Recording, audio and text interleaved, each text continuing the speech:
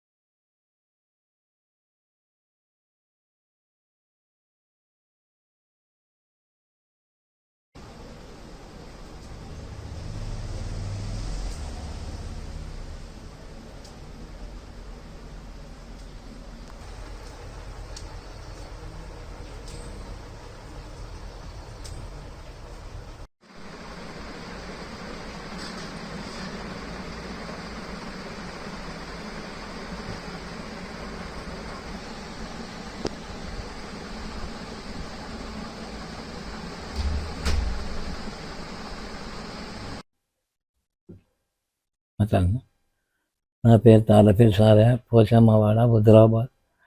నేను పాలకు కిరాణా షాప్కు పాలకు పోతే అక్కడ 20-25 కోతులు పాలు తీసుకొని వస్తా అంటే నా మీద ఎంబడి పడి అందులో 2 ఈ పిక్క కాలు పిక్క కండ 2 తీసింది. తీసి అడ్డం పడతా అంటే వాళ్ళిద్దరు ముగ్గురు వచ్చి కాపాడి ఇంటికి తీసుకొచ్చిన వల్ల మా అబ్బాయి గవర్నమెంట్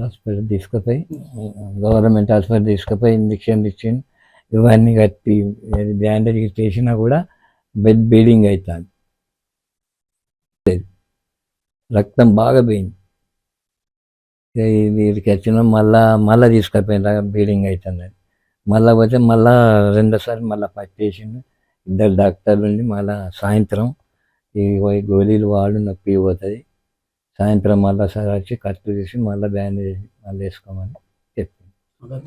అది వాళ్ళకు దాదాపు 20-25 కోతులు ఎప్పటికీ తిరుగుతున్నాయండి. మీరు అధికారులు మంచిగా పట్టించుకొని కోతుల బేద లేకుండా చేయాలి. జనాన్ని సురక్షితంగా ఉండేటట్టు చూడాలి. ఈ కోతుల బేదతో చాలా ఇబ్బందులు అవుతున్నాయి ఈ పోచమ్మ వాడకు. అది మంచి మన అధికారులు కానీ గవర్నమెంట్ కానీ సీఎం కానీ పట్టించుకొని అందరికీ మంచి చేయాలని కోరుకుంటున్నాను.